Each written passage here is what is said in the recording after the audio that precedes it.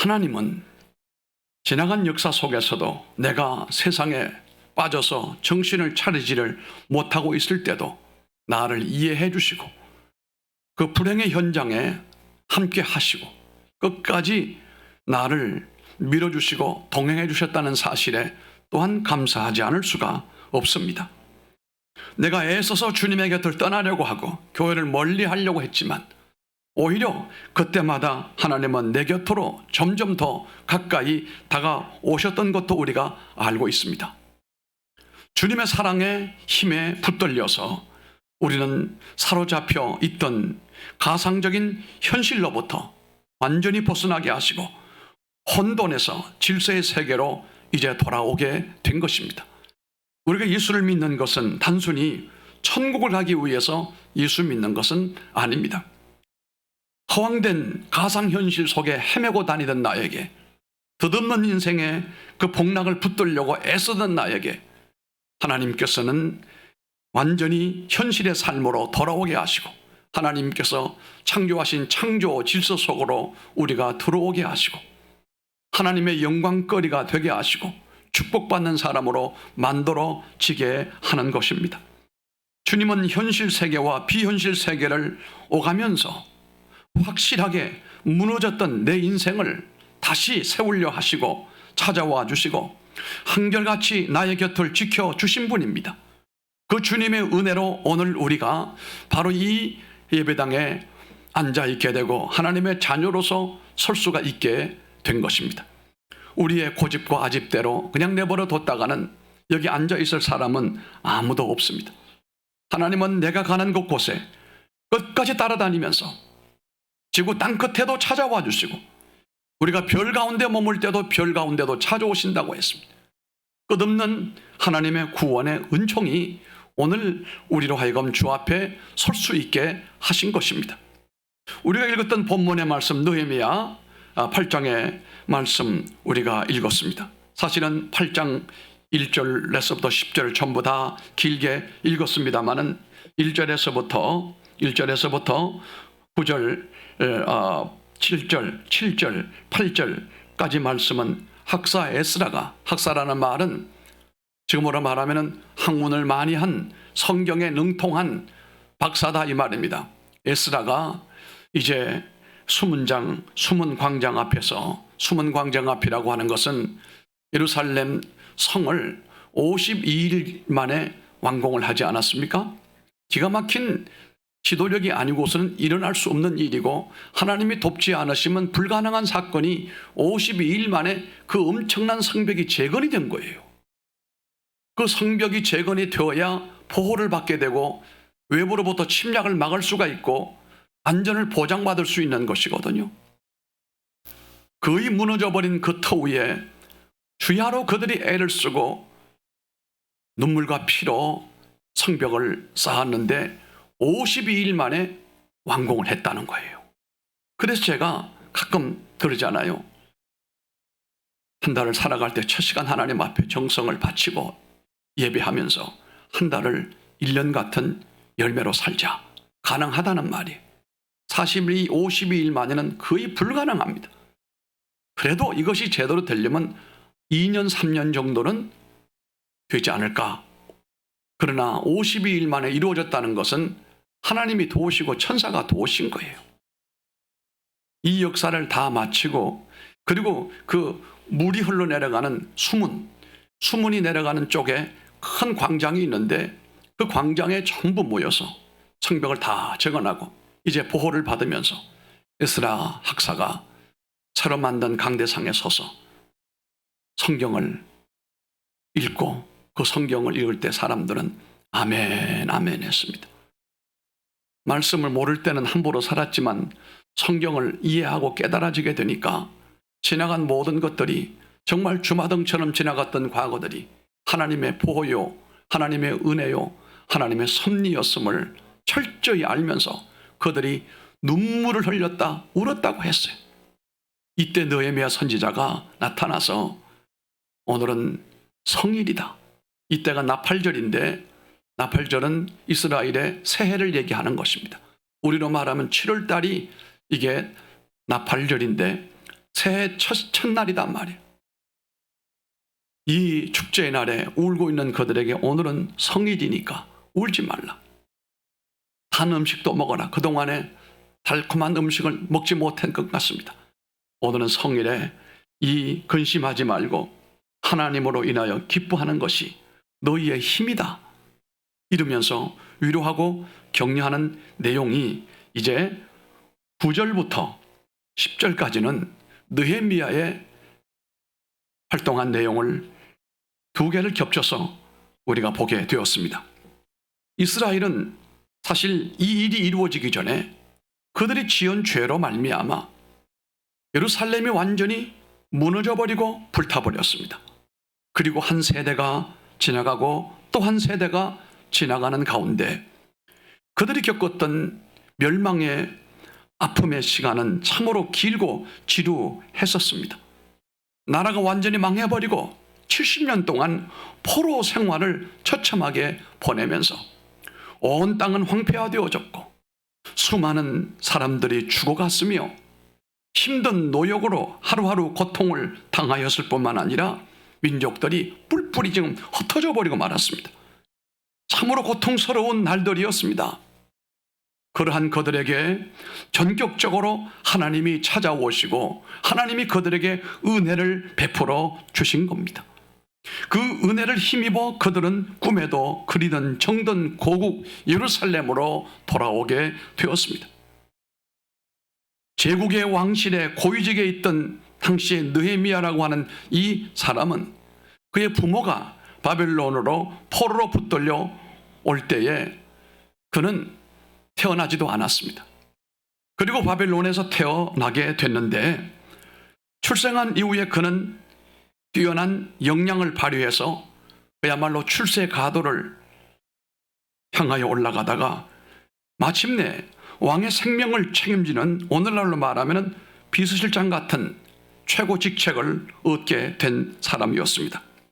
그런데 이 느헤미야는 자신은 그렇게 좋은 출세길에 높은 지위를 누리고 부족함이 없이 살고 있었지만 늘 그 마음속에 하나님께서 하나님의 예루살렘을 회복케 하는 예루살렘을 향한 꿈과 비전을 계속해서 그 마음에다가 심어 주시는 것을 그가 알게 되었습니다.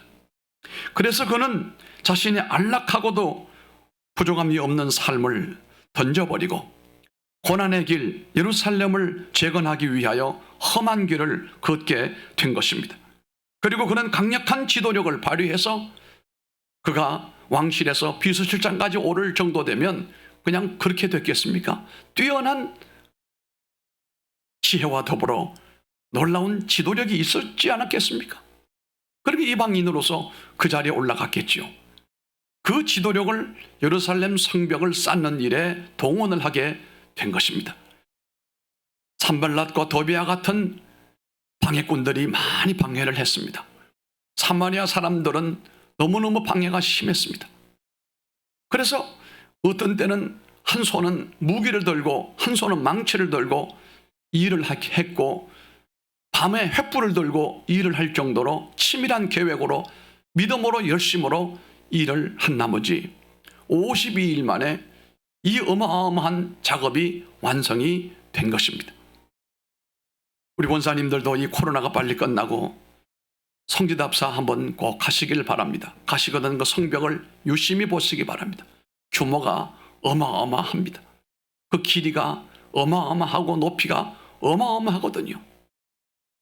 그 허기지고 굶주린 백성들이 어떻게 그 큰 일을 이루어냈을까? 바로 이것은 이 느헤미야라고 하는 한 사람의 지도력이에요. 우리가 새로운 대통령을 뽑았습니다마는 대통령은 한 사람이지만 그 국민의 미래를 책임지는 책임자예요. 잘해야 됩니다. 일단 뽑아놨으면 그 사람이 이 국민을 위해서 나라를 위해서 지혜롭게 헌신을 잘할 수 있도록 기도로 밀어줘야 됩니다. 이 느헤미야는 굶주리고 또한 그동안 70년 동안 포로지에서 쉽게 말하면 하나님의 율법을 잃어버린 채로 막대 먹은 사람들이에요. 가진 것도 없는 사람들이에요. 그들에게 눌려 종살이 하던 사람들이니 종의 근성이 몸에 배어 있는데 그 사람들에게 노동력을 최대한으로 이끌어 올리기 위해서는 지도자의 역할이 컸다는 겁니다. 그래서 이 느헤미야는 그들에게 뛰어난 지도력을 가지고 50일 만에 완성했거든요. 제가 대학에서 리더십을 강의할 때 히딩크의 리더십 대단하죠. 우리가 어떻게 월드컵에서 몇 강까지 갔습니까? 그건 어디 성경보다 더 잘하십니까? 4강에 우리가 올라갔어요. 이것은 우리 실력이 아니요. 믿음으로 말하면 하나님의 도우심이고 감독의 지도력이에요. 지도력이에요. 우리가 정말 가난하고 보릿고개를 넘지 못하고 죽어가고 있을 때 박정희라고 하는 그 지도자가 우리에게 쌀밥을 먹을 수 있게 한 것은 지도력이었어요. 여러분 가문에도 여러분들이 믿음으로 하나님 앞에 서서 하나님의 지혜와 은총을 입는다면 무너져가는 가문이라 할지라도 일으킬 수가 있습니다. 힘이 없는 가문이라 할지라도 유명한 가문으로 능히 만들 수가 있다는 사실입니다. 무엇으로요? 하나님의 지도력으로. 이 느헤미야는 이렇게 왕실의 안락한 삶을 던져버리고 험난한 길을 걸으면서 많은 조롱을 받고 방해를 받으면서도 그는 온 민족의 상징이요 신앙의 중심이었던 예루살렘 성을 완전히 성공으로 이끌게 됐습니다. 사실 예루살렘이 불타버리고 성벽이 무너진 것은 왜 무너졌습니까? 성벽이 약해서 무너진 것이 아닙니다. 그들의 죄악 때문이었습니다. 죄는 항상 무너지게 만들고 넘어지게 만들고 멸망하게 만들어줍니다. 그래서 우리는 하나님 앞에서 죄 문제가 가장 먼저 완전히 해결이 되어야 됩니다.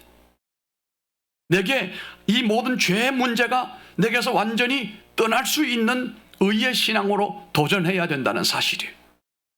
죄악이 우리를 지배하는 가운데서는 우리가 절대로 형통할 수가 없습니다. 죄악이 우리 가운데 머물고 있을 때에 하나님의 축복은 기대하기가 어렵다는 거예요. 그래서 우리는 늘 항상 하나님 앞에 회개하며 나아가는 겸손함과 더불어 죄악으로부터 멀어지려고 하는 믿음의 전투가 계속되기를 주님 이름으로 축원합니다. 예루살렘과 성벽은 튼튼한 성벽이었어요. 그냥 무너질 수가 없는 성벽이었어요. 그런데 이스라엘이 하나님 앞에 범죄하여 선지자의 가르침을 외면하고 하나님의 음성을 외면하고 전혀 반대 길로 갈 때에 그 든든한 성벽도 무너져 버리고 말았습니다. 우리는 신앙 안에서 하나님을 신뢰하고 하나님을 의지하면 우리가 작년에 재작년인가요? 역대하 20장 20절 말씀 기억하시죠? 여호사밧 왕이 뭐라고 그랬습니까? 여호와 하나님을 신뢰하라. 그리하면 견고하게 서리라. 그의 선지자들 신뢰하라. 그리하면 형통케 되리라고 하지 않습니까? 신앙의 기본 프레임입니다. 하나님을 신뢰하고 목회자 신뢰하지 못하는데 그가 든든하게 설 수가 없지요. 이 예루살렘이 무너진 것은 성벽이 구조적으로 취약하거나 약점 때문에 무너진 거 아닙니다. 인간의 죄 때문에 무너지게 된 겁니다. 그러면 이 성벽이 다시 세워지려면 어떻게 해야 됩니까? 죄 문제가 해결이 돼야 됩니다. 하나님께로 돌아와야 됩니다. 하나님을 사모해야 됩니다. 그 마음을 가지고 그 구속의 은총으로 우리가 일을 하게 되면 여러분 누구든지 느헤미야와 같은 놀라운 역사를 이룰 수가 있다는 것을 믿으시기를 바랍니다. 그렇게 허물어진 예루살렘을 여호와 하나님을 향한 담대한 믿음을 가지고 앞장선 느헤미야를 따라서 순종하는 성도들과 더불어 하나님 말씀에 의지하여 완전히 성벽이 재건이 되었습니다. 이제 다가오는 하나님의 나라에 대한 뜨거운 열정이 모든 장애물을 이기게 만들었고 그의 모든 것을 내려놓고 달려와 전심으로 그 성을 재건하는 일에 힘을 합하더니 이 일이 완성되어졌다는 것은 참으로 하나님의 도움이 아닐 수가 없습니다. 그러므로 인하여 이제는 외부로부터 침략을 능히 물리칠 수가 있게 되고 하나님의 보호를 받을 수 있는 울타리 안에 들어온 사람들이 되어졌다는 사실입니다. 오늘 주님 앞에 나와 예배하는 여러분들은 교회라고 하는 하나님의 은혜의 울타리 안에 들어오신 분들이에요. 하나님 울타리 안에 있는 사람들은 하나님이 책임져 주실 거예요. 단지 조건이 있습니다. 죄를 뉘우치고 회개하면서 하나님의 은혜를 사모하고 하나님의 얼굴을 구한다면 울타리 안에 들어와 있는 사람들은 하나님이 책임져 주신다는 사실입니다. 예루살렘 성의 기초가 다 세워진 후에 이제 모든 일이 끝나고 난 다음에 오늘 말씀을 보면은 수문 앞 광장에 모두 함께 모였습니다. 삶의 외적 조건을 갖추는 것도 중요하지만 성벽을 쌓고 난 다음에 그 안에서 안전을 보장받는 것도 중요한 일이지만 그보다 더 중요한 것은 심령의 변화가 일어나서 하나님께로 돌아가는 일이 있어야 다시 성벽이 무너지지 않는다는 것입니다. 성을 건축하는 것도 중요한 일이지만 그 가운데 허물어진 믿음을 다시 세우는 것은 더욱 중요하다는 사실을 우리가 이 본문에서 알게 되어지는 것입니다. 자신들을 보호해줄 견고한 성을 건축했다고 해서 그것으로 안전해지고 행복해질 수 없다는 사실을 그는 누구보다도 잘 알았기 때문에 오늘 성도들을 한 곳으로 모았습니다. 무엇보다 더 중요한 것은 그들의 심령의 문제예요. 하나님을 등지고 범죄하고 불순종했던 그들의 굳은 마음을 하나님의 말씀과 은혜와 성령으로 녹이고 부셔서 회개하는 마음으로 주 앞에 돌아오게 만들고 그 마음을 쏟아놓고 하나님의 도우심을 구하게 할 수 있는 이것이 그 무엇보다도 중요했습니다. 이것이 일어나야 부흥의 역사가 일어나게 되는 것입니다. 그들의 영혼이 든든히 서지 아니하면 성벽은 또 무너지고 나라는 또 망할 수가 있고 나는 또 질곡의 인생을 걸을 수밖에 없지만 하나님의 은혜 가운데 붙들려 있으면 하나님께서 지켜주시고 책임져 주신다는 것을 우리가 확신하고 있습니다. 이스라엘은 70년 포로 생활을 하면서 그러한 사실을 확실하게 배웠습니다. 우리가 나라가 망하고 예루살렘 성벽이 다 무너져 버리고 여우들이 넘어다니는 그런 처량한 황폐화되어진 그 예루살렘을 뒤로 하고 많은 사람은 죽었고 살아남은 우리가 이 바벨로니아의 포로로 뿔떨려 와서 말이 그렇지 우리가 일본 사람에게 30 몇 년이요? 36년 동안 우리 자주권을 잃어버리고 이름을 잃어버리고 노예살이를 했습니다. 그래 지금도 일본 사람들은 우리를 우습게 여기지요. 우리는 아니라고 하지만 저 사람들은 은근히 그 옛날 그 생각에서부터 완전히 벗어나지 않아요. 우리는 그게 아니라고 자꾸 외치지만 그게 쉽게 해결이 안 될 것만 같아요. 어쨌든 70년 동안 노예살이를 하는 동안에 그들의 자존심이 다 없어졌어요. 그 나라 끌려가서 그 나라에서 노역을 하고 부역을 하는 가운데 자존심이 어디 가버렸습니다. 하나님도 잃어버리고 신앙도 잃어버리고 많은 사람들은 원주민들과 결혼해서 이제 2세 3세가 나오게 생겼다. 그런데 그들이 이 느헤미야의 이끌림을 받아 예루살렘으로 돌아와 성벽을 재건하고 오늘 에스라 학사 에스라의 선지자의 이 말씀을 통해서 많은 은혜를 받으면서 지나간 70년 동안에 진종일 노역을 하고 고통을 당했던 그날들을 아마도 생각을 하면서 울었을 거예요. 그들이 70년 동안에 그들에게 붙들려 가서 노역을 하면서 쉬지 못하고 고통을 당하면서 일했고 어두운 밤이 되면은 그발 강가에 주로 그들이 모여 살았는데 거기 모여서 하나님을 찬송하고 기도하고 그들의 잘못된 과거 때문에 울었고 앞으로 갈 수 없는 나라가 있음을 알고 그들이 울었습니다. 심령이 황폐해지고 하나님에게서 멀어지면 모든 것이 세워져도 모든 것이 허물어진다는 사실을 이들은 오늘 이 숨은 앞광장에서 깨닫게 되어진 겁니다. 그들을 보호해줄 성벽이 생겼다고 안심할 수 있는 것이 아니고 그들의 심령이 변하여 하나님 앞으로 돌아와야 되고 은혜로 충만하게 세워져야 다시는 망하지 않는다는 사실을 그때 수문 앞 광장에 모여서 그때서야 그들이 깨닫게 된 거예요. 우리 민족은 지난 70여 년 동안에 성벽을 화려하게 쌓아 올렸습니다. 우리가 전쟁 패국으로 있을 때에 이 나라를 도우러 왔던 사람들이 전쟁 끝나고 할 때 이 코리아가 앞으로 지구상에 계속해서 존재할 수 있을까? 망해도 어떻게 이렇게 망할 수 있을까? 혀를 찼다는 거예요. 그런데 그들이 이제는 세상을 많이 떴습니다마는 80년대, 90년대 이 땅으로 다시 와본 사람들은 깜짝 놀란 거예요. 이 무너져버리고 불타버리고 거리의 고아들이 득실거리고 거지들이 가득 차 있던 이 땅에 어떻게 이렇게 변화가 될 수 있느냐. 전 세계인이 좋아하는 자동차를 만들고 전자제품을 만들고 교통이 이렇게 잘 발달되어 있고 메이드 인 코리아 제품들이 인기가 좋고 그 옛날 사람들의 모습이 아니에요. 얼마나 다들 잘생기고 산뜻하고 신사숙녀고 아이들은 어쩌면 그렇게 이쁘고 나라는 얼마나 이렇게 잘 다듬어 놨는지 이게 꿈이냐 생시냐. 어떤 노병들은 눈물을 흘린다는 얘기예요. 우리가 지난 날을 돌이켜보면 한 80년경 이 나라는 엄청난 발전을 거듭해 왔습니다. 전쟁 패국에서부터 누구도 알아볼 수 없을 정도로 눈부신 경제 성장을 이끌어 올려가지고 전 세계 10대 강국에 되게 되었습니다. 세계 앞에 그 위상도 점점 높아지고 있습니다.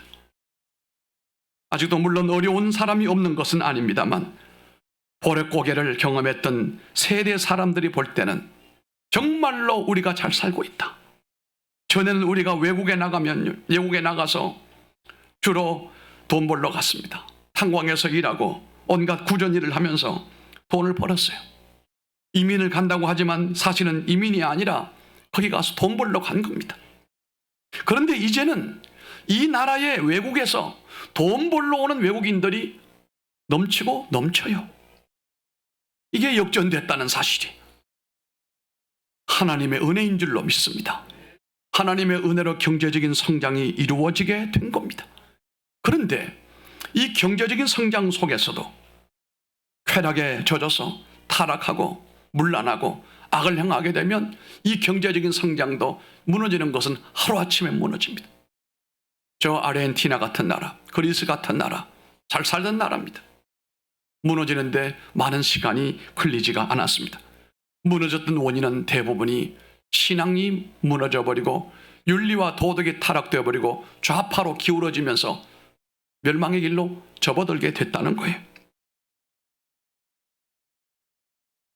우리가 지금 갈등도 심화가 되어지고 빈부 격차도 인간성 파괴에서 오는 범죄와 문제들도 우리가 함께 안고 살아가고 있습니다. 영적으로 우리 성도들이 이전 같은 신앙을 버리고 그저 배부른 신앙으로 하나님 앞에 어찌 보면 방향을 잃어버리고 타락하고 부패한 냄새가 진동하는 이런 시대를 우리가 맞이하면서 한편 불안한 거예요. 하나님이 우리를 불쌍히 보셔서 이만큼 복을 주셨는데 우리의 믿음과 우리의 영적인 모습을 바라볼 때에 과연 하나님이 계속해서 이 민족을 축복할 것인가? 우리를 붙들어 주실 것인가? 우리가 가진 것이 뭐가 있습니까? 내놓을 수 있는 것이 없었습니다. 이 4대 강국에 휩싸여서 이 지정학적으로 여기에 살면서 편할 수가 없어요. 그럼에도 불구하고 우리가 안전을 보장을 받으면서 경제적인 부를 누리면서 세계인이 부러워하는 그런 위치를 계속해서 유지할 수 있다면 얼마나 좋겠습니까? 그러나 그것이 위태롭다는 거예요. 원래 우리 총회 106회 총회는 코로나도 코로나지만 우리가 하나님께로 각성해야 되겠다. 교회가 각성해야 되겠다. 왜? 교회도 부패하고 교회도 타락으로 가고 있다 이거예요. 기도하는 사람들이 줄어들고 예배 오는 사람들이 줄어들고 전도가 길이 막히고 믿는 사람에게도 열정을 찾아보기 힘들고 은혜 받고 성령 받고 능력 받아서 주님 앞에 이 몸 바친다는 사람들이 점점 줄어들고 있으니 어찌함이 옳으냐 이거예요. 결혼율은 줄어들고 출산율은 계속해서 땅바닥으로 떨어지고 있고 윤리는 이제는 더 이상 말할 수 없을 정도로 없어져 버리고 하나님의 진노가 임하면 어떻게 한다는 것이냐. 그래서 원래는 캐치프레이즈를 은혜로운 동행 기도다. 그래서 은혜로운 동행 기도는 부활절 전 마지막은 우리가 양지 캠퍼스에서 10,000명을 상대로 은혜로운 동행 기도를 마무리하려고 했습니다. 그동안에 노회별로 단체별로 많은 은혜 동행 기도를 진행을 했습니다. 우리 노회도 했습니다. 이것을 마무리를 이제 양지 캠퍼스에서 하려고 했는데 코로나가 아직은 10,000명 모이는 집회를 못하게 됐어요. 그래서 새해든 교회에서 주일 오후에 마지막 은혜로운 동행 기도를 하면서 마무리를 하게 됐는데 하나님의 은혜지요. 하나님께로 돌아가야 됩니다. 우리가 배부르고 등 따시고 우리가 근심이 없다고 해서 믿음이 떨어지고 하나님을 향한 열정을 잃어버리게 되면 성벽 무너지는 것은 시간의 문제예요. 아무런 힘이 없습니다. 우리가 무너지는 것은 시간 문제예요. 그러나 우리가 이제까지 하나님을 섬기고 믿음으로 살아왔던 것처럼 하나님에 대한 중심의 감동과 감사와 그 은혜로 산다면, 하나님의 은혜 앞에 충성한다면 하나님은 이 민족을 계속해서 자라나게 만들고 성장하게 만들어 주시고 한국교회를 통하여 세계교회에 영향을 끼칠 수 있도록 만들어 주실 줄로 그렇게 믿습니다. 무너지게 한 것도 하나님이시고 세우게 하신 분도 하나님이세요. 우리는 이 동산 마을에 다시 돌아올 때에 가진 것도 없고 누리고 있는 것도 없지만 한 가지 꿈을 가졌어요. 이 마을에 교회를 세우자, 예배당을 세우자. 원래 우리 교회가 46년이 되는데 장자교회인데 우리를 통해서 하나님의 놀라운 역사를 이루게 하자라고 하는 꿈을 가지고 우리가 이곳에 왔고, 그래서 원래 우리 모두는 여기 있는 것처럼 다시 일어선 사명자가 된 거예요. 일어선 사명자는 여러분 개인의 사정과 개인의 일에 몰두하고 빠지면 안 됩니다. 어쩌다가 여기 앉아 있으면 안 됩니다. 그 일에 집중하시고 그 일에 하나님의 도우심을 구하며 하나님의 은혜를 구해야 된다는 사실입니다. 그리할 때에 하나님은 우리를 통하여 기적 같은 역사를 이루어 내실 줄로 믿는 것입니다. 이 땅에 하나님의 교회가 하나님께서 은혜 주시는 대로 그 기능을 다 할 수 있다면 얼마나 좋겠습니까? 이제 영적인 기초를 다시 우리가 놓아야 할 때가 됐습니다. 오늘 여기 본문의 말씀에 수문 앞 광장에 모여서 하나님만을 바라보고 있는 이스라엘 백성들처럼 하나님, 우리 심령이 바로 세워지지 않으면 우리는 망합니다. 하나님, 우리의 심령에 은혜의 담비를 부어주소서라고 갈급한 심령으로 간절히 부르짖으며 우리 자신을 새롭게 세워야 될 때가 도래가 되었음을 믿습니다. 그들이 수문 앞 광장 함께 모여, 이날은 나팔절이었는데 이스라엘의 원력으로 7월이 새해 첫 달입니다. 초하루입니다. 우리는 말하면 설날입니다. 이 첫날을 하나님 앞에 드리며 성회로 모였다는 사실이에요. 이날은 거룩한 집회를 위해서 나팔을 불었던 날입니다. 나팔을 길게 불면서 새해가 왔으니 이 새해 하나님의 은혜가 임하고 하나님 앞에 영광 돌리며 하나님의 축복으로 한 해를 살자, 이런 긴 나팔이 울려 퍼졌는데, 오늘은 성벽을 다 완공하고 난 다음에 이 나팔절에 나팔을 길게 울려 퍼질 때 사람들이 수문 앞 광장으로 다 모여서 인산인해가 되었습니다.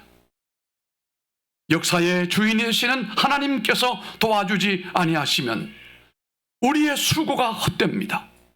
파수꾼의 경성함이 허사가 되는 것입니다. 도무지 바로 설 수 없음을 고백하는 주의 백성들이 함께 모였습니다. 하나님의 은혜 없이는 도무지 설 수가 없습니다. 앞으로도 우리가 살 수가 없습니다. 하나님은 우리를 도우시기를 원합니다 라고 하는 심령으로 모였다는 거예요. 동산의 성도 여러분, 여러분들이 이 교회 모일 때마다 이 고백이 여러분에게도 있기를 바랍니다. 하나님, 역사의 주인이신 하나님, 우리를 도와주지 아니하시면 우리의 수고가 헛것입니다. 아무것도 할 수 없고 조롱받는 사람들일 수밖에 없습니다.